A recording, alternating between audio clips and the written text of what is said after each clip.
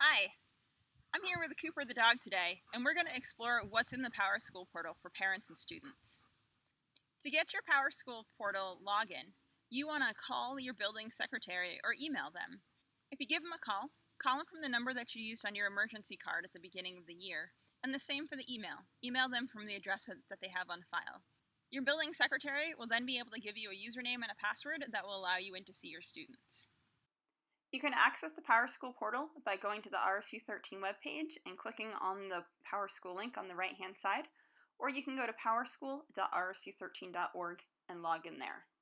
If you have more than one student at the school, you can access their information all from one login. You won't need a login for each student.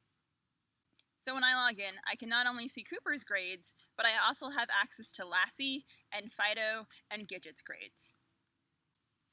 Now, at different grades, you might be using the PowerSchool portal for different things. If you're in grades K through 5, you'll probably just be using the portal for forms at this point in time. In grades 6 through 8, they use standards-based grading, so you're going to be looking at some of the standards tabs when it comes to grades and assignments. And if you're in grades 9 through 12 at Oceanside High School, you're going to be able to see the traditional grades as well.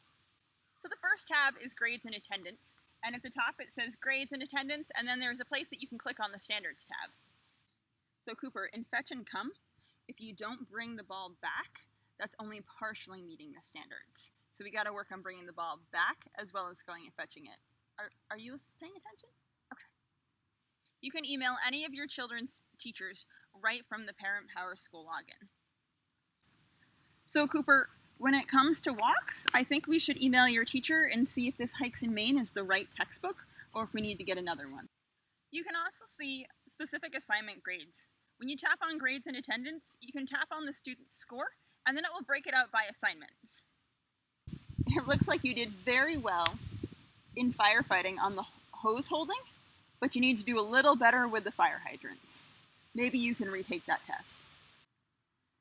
The second tab you'll see is grade history, which depending on what classes your students have taken in the past may or may not show their transcript information.